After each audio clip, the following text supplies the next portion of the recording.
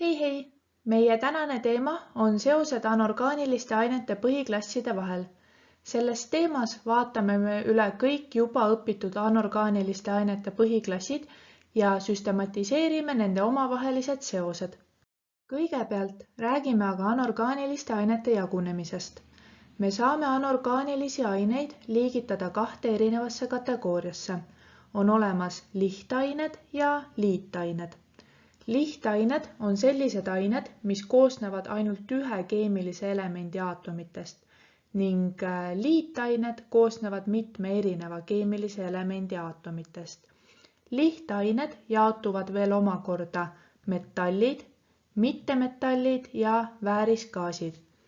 Metallid on sellised lihtained, kelle aatomid saavad loovutada elektrone ja metallide näitena võiksid sa teada näiteks rauda, aga ka naatriumit või vaske. Mittemetallid on sellised lihtained, mille aatomid võivad nii elektrone liita kui ka loovutada. Mittemetallidest võiksid sa teada näiteks süsinikku või räni, aga kindlasti ka hapnikku. Ning siinkohal tuletan sulle meelde, et hapnik on lihtainena kaheaatomiline molekul. Väärisgaasid on sellised lihtained, kes ei liida ega loovuta elektrone, sest nemad on juba saavutanud stabiilse välise elektronkihi, milles on 8 elektroni ning väärisgaasideks on näiteks heelium, aga ka neoon ja veel võiksid sa näiteks teada ka argooni. Liitained jagunevad omakorda oksiidid, alused, happed ja soolad. Oksiidid on ained, mis koosnevad kahest elemendist, millest üks on hapnik. Siinkohal võiksid sa näiteks teada divesinikoksiidi ehk vett või süsinikdioksiidi ehk süsihappegaasi, aga näiteks ka VAS2 oksiidi. Alused on hapete keemilised vastandid ning tuntumad alused on hüdroksiidid, mis koosnevad metalli katijoonist ja hüdroksiidjoonist. Alustest võiksid sa teada näiteks naatriumhüdroksiidi, aga näiteks ka magneesiumhüdroksiidi.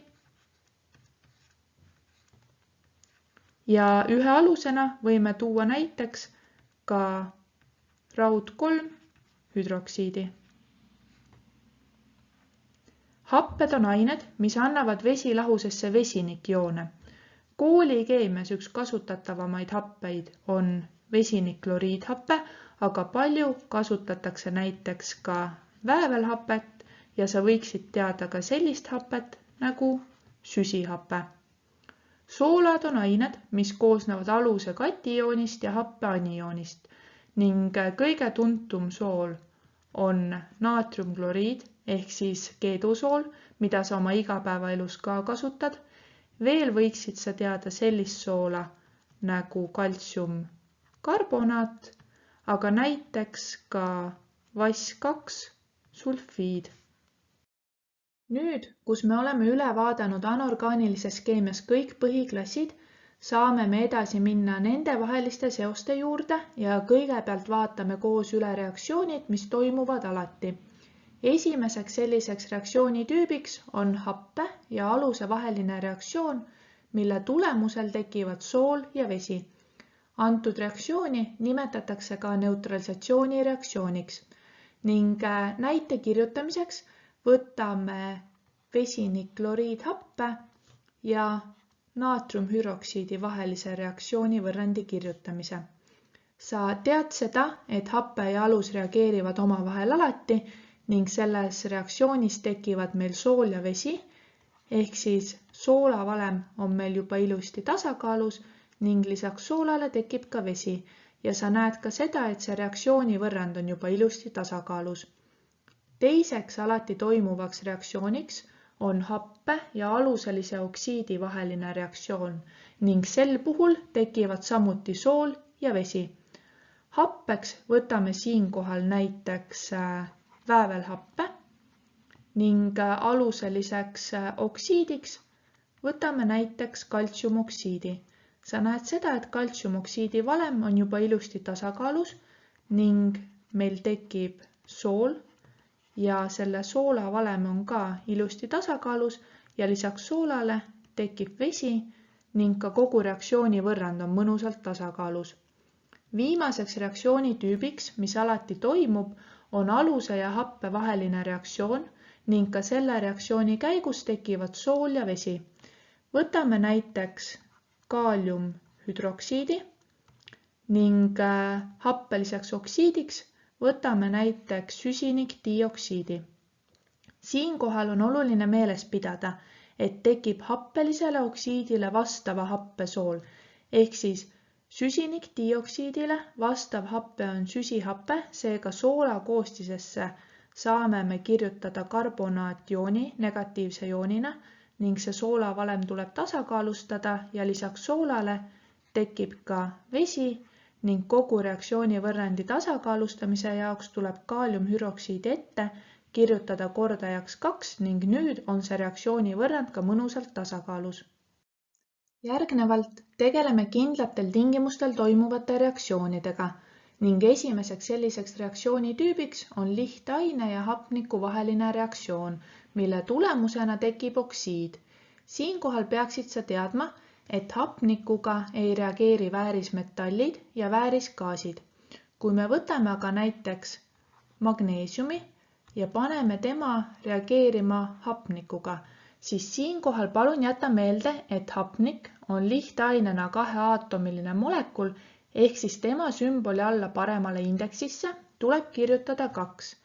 Ning kuna magneesium ei ole ei väärismetall ega väärisgaas, siis see reaktsioon toimub ning selle reaktsiooni tulemusel tekib meil magneesiumoksiid, mille valem on juba ilusti tasakaalus, aga kogu reaktsiooni võrrandi tasakaalustamise jaoks tuleb meil magneesiumoksiidi ette kirjutada kordajaks 2 ning ka magneesiumi ette tuleb meil kirjutada kordajaks 2.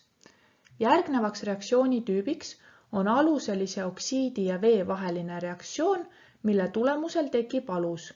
Siin jäta palun meelde, et veega reageerivad ainult aktiivsete metallide oksiidid, ehk siis need oksiidid, mille koostises on metalliline element, kes asub perioodilisustabelis esimeses A-rühmas või teises A-rühmas alates kaltsiumist allapoole. Näiteks, kui naatriumoksiid, kelle valem tuleb ka ilusti tasakaalustada, reageerib veega, siis kõigepealt saab see reaktsioon toimuda, kuna naatriumoksiidi koostises on aktiivne metalliline element ning naatriumoksiidi ja vee vahelisel reaktsioonil tekib naatriumhüdroksiid ning naatriumhüdroksiidi valem on ilusti tasakaalus, aga kogu reaktsiooni võrrandi tasakaalustamise jaoks tuleb naatriumhüdroksiidi ette kirjutada kordajaks 2. Kui sul oleks olnud vaja aga kirjutada reaktsiooni võrrand VAS2 oksiidi ja vee vahel, siis kuna vask ei ole aktiivne metall ja seega VAS2 oksiid ei ole ka aktiivse metalli oksiid, siis see reaktsioon ei toimu ja näitamaks, et reaktsioon ei toimu, saad sa reaktsioonimärgi maha tõmmata. Kolmandaks kindlatel tingimustel toimuvaks reaktsiooniks on happelise oksiidi ja vee vaheline reaktsioon, mille tulemusena saame me happe. Siin palun jäta meelde, et veega ei reageeri ränidioksiid, mis on ka liiva üks põhiline koostisaine. Happeliseks oksiidiks võtame seekord süsinikdioksiidi ning tema reageerib veega. Meil tekib happelisele oksiidile vastav happe, ehk siis antud hetkel tekib meil süsihappe ja sa näed seda, et see reaktsiooni võrrand on ka juba ilusti tasakaalus. Viimaseks reaktsiooniks, mis toimub ainult kindlatel tingimustel, on happe ja metalli vaheline reaktsioon, mille käigus tekib meil sool ja eralduv vesinik. Siin pead sa teadma seda, et lahjendatud hapetega reageerivad ainult vesinikust aktiivsemad metallid. Kui sa vaatad metallide pingerida, siis see tähendab seda, et metall reageerib lahjendatud happega siis, kui ta asub vesinikust eespool või vasakul pool pingereas ja siis on ta ka vesinikust aktiivsem ja reageerib lahjendatud happega. Kui metall asub aga vesinikust paremal pool või tagapool, siis on ta vesinikust vähem aktiivne ning see metall lahjendatud happega ei reageeri. Happeks võtame me seekord näiteks vesinikkkloriidhappe ja metalliks võtame näiteks magneesiumi. Metallide pingereast näed sa seda, et magneesium asub vesinikust vasakul pool ehk siis magneesium on vesinikust aktiivsem metall ja seega see reaktsioon toimub ning selle reaktsiooni tulemusel tekib meil sool ning selle soola valem tuleb ka tasakaalustada ja lisaks soolale tekib ka vesinik. Siinkohal palun jäta meelde, et vesinik on lihtainena kaheaatomiline molekul ja kuna vesinik on gaasiline aine, siis on ilus ära näidata noolega üles, et ta lahkub sellest reaktsiooni keskkonnast. Ning reaktsioonivõrrandi tasakaalustamise jaoks tuleb meil vesinikkkloriidhappe ette kirjutada kordajaks 2.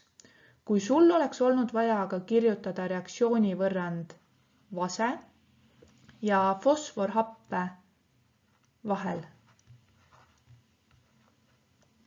siis sa näed seda, et vask on vesinikust vähem aktiivne ja seega see reaktsioon ei toimu ja sa saad seda näidata, kui sa reaktsioonivõrrandi märgi maha tõmbad.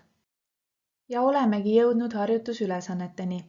Siin peame me kirjutama ja tasakaalustama järgnevad reaktsioonivõrrandid ning esimeseks siis kaaliumoksiidi ja vee vaheline reaktsioon. Kõigepealt kirjutame me lähteainete valemid ehk siis kaaliumoksiid, kes on aluseline oksiid, reageerib veega. See oli reaktsioon, mis alati ei toimunud, aga kuna kaalium on esimese A-rühma metall, ehk siis ta on aktiivne metall, siis kaaliumoksiid on aktiivse metalli oksiid ja see reaktsioon toimub ning aluselise oksiidi ja vee vahelisel reaktsioonil tekib meil alus ehk siis antud hetkel kaaliumhüdroksiid ning sa näed seda, et kaaliumhüdroksiidi valem on ilusti tasakaalus, kuid reaktsioonivõrrandi tasakaalustamise jaoks on vaja kaaliumhüdroksiidi ette kirjutada kordajaks 2. Järgnevalt on meil vaja kirjutada liitiumhüdroksiidi ja vääveldioksiidi vahelise reaktsiooni võrrand.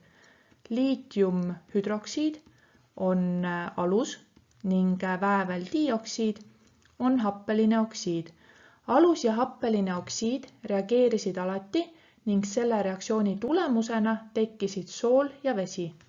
Soola koostisesse negatiivse jooni saame me happelisele oksiidile vastavast happest ning vääveldioksiidile vastav happe on väävlishappe, seega soola koostisesse saame me negatiivse joonina kirjutada sulfitjooni ning see soola valem tuleb ka tasakaalustada ja lisaks soolale tekib meil ka vesi ning kogu reaktsioonivõrrandi tasakaalustamise jaoks tuleb liitiumhüdroksiid ette kirjutada kordajaks 2.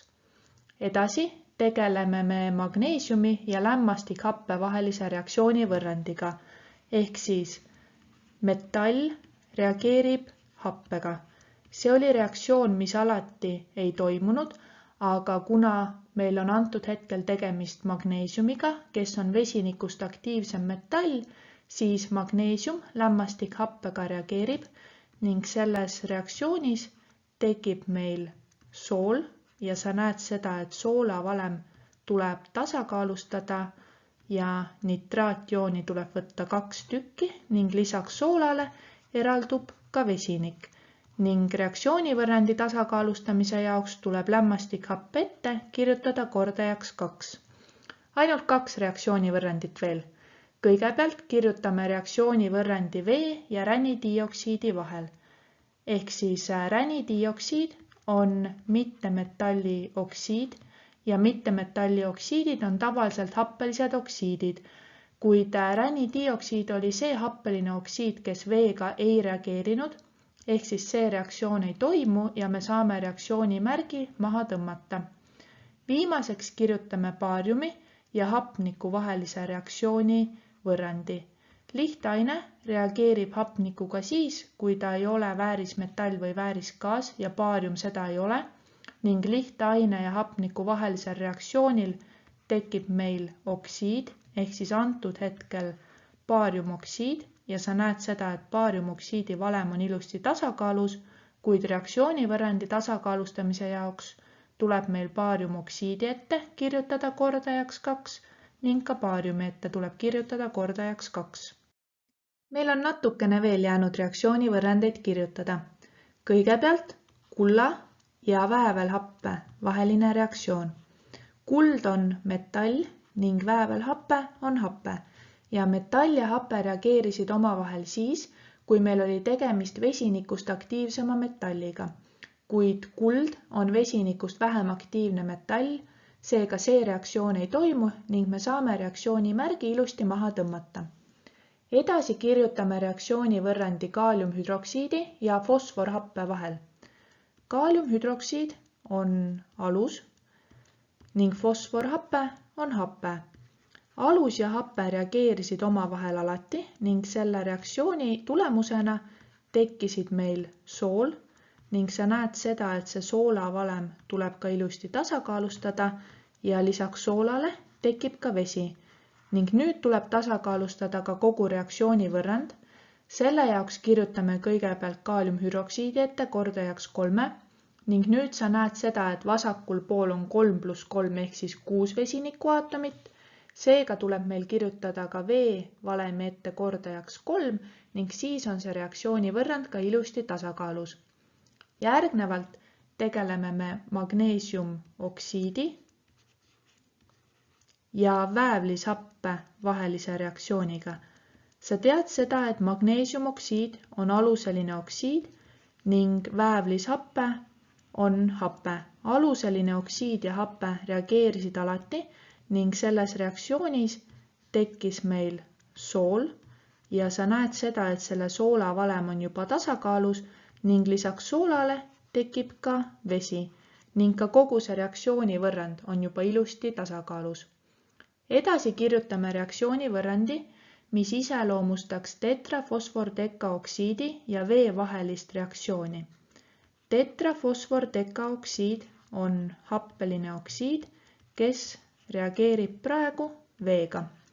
Tuletan sulle meelde, et happelistest oksiididest ei reageerinud veega ränidioksiid, kuid tetrafosfordekaoksiidi ja vee vahelisel reaktsioonil tekib meil vastav happe ehk siis antud hetkel fosforhappe ning see reaktsioonivõrrand vajab ka tasakaalustamist. Selle jaoks tuleb kõigepealt fosforhappe ette kirjutada kordajaks 4 ning kuna nüüd on 4 × 3 ehk siis 12 vesinikuaatomit paremal pool, kirjutame me vee valemi ette kordajaks 6 ning siis me saame hapnikuaatomitega kontrollida, et vasakul pool on 10 + 6 ehk siis 16 hapnikuaatomit ning paremal pool on 4 × 4 ehk siis ka 16 hapnikuaatomit ja see reaktsioonivõrrand on ilusti tasakaalus. Viimasena kirjutame süsiniku ja hapniku vahelise reaktsioonivõrrandi. Lihtaine reageeris hapnikuga siis, kui ta ei olnud väärisgaas või väärismetall ja süsinik seda ei ole ning lihtaine ja hapniku vahelisel reaktsioonil tekkis oksiid ehk siis antud hetkel süsinikdioksiid ja see reaktsioonivõrrand on ka ilusti tasakaalus. Edasi tegeleme juba natukene keerulisema maailmaga ehk muundumistega. Muundumiste korral on sulle ära toodud lähteained ja saadused, aga sa pead ise olema piisavalt nutikas ja aru saama, milline aine valida, et muundumisrea ette antud ainest saaksid sa nõutava reaktsiooni saaduse. Siinkohal soovitan ma sul kõigepealt kirja panna valemid ja siis edasi mõelda, millise ainega peaksid sa selle aine reageerima panema. Esimese muundumise korral pead sa naatriumist ehk siis lihtainest saama naatriumoksiidi. Naatriumoksiidi valem tuleb meil kõigepealt tasakaalustada. Lihtainest tekkisid oksiidid siis, kui nad reageerisid hapnikuga, ehk siis naatrium tuleb panna reageerima hapnikuga ning siis me saamegi naatriumoksiidi. Kuid nüüd tuleb see reaktsioonivõrrand ka tasakaalustada, selle jaoks kirjutame naatriumoksiidi ette kordajaks 2 ning naatriumi ette kirjutame kordajaks 4. Edasi tuleb meil juba tekkinud naatriumoksiidist saada naatriumhüdroksiid ja naatriumhüdroksiid kuulub aluste aineklassi.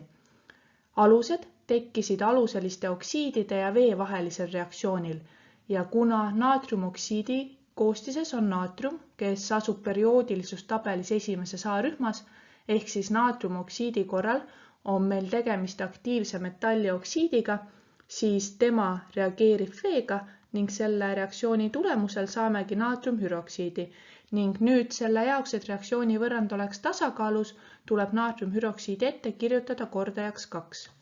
Viimasena tuleb meil naatriumhüdroksiidist ehk siis alusest saada naatriumkloriid ja naatriumkloriid kuulub soolade aineklassi. Kõige lihtsam võimalus, kuidas saada alusest soola, on aluse ja happe vahelisel reaktsioonil ja kuna soolaks on hetkel naatriumkloriid, siis see hape peab sisaldama kloriidjooni ehk siis meile sobib antud hetkel vesinikkloriidhape. Aluse ja happe vahelisel reaktsioonil tekib lisaks soolale ka vesi ning see reaktsiooni võrrand on ka ilusti tasakaalus. Nüüd aga üks muundumisrida veel. Kõigepealt tuleb meil fosforist saada tetrafosfordekaoksiid ehk siis oksiid, kus on 4 fosforiaatomit ja 10 hapnikuaatomit.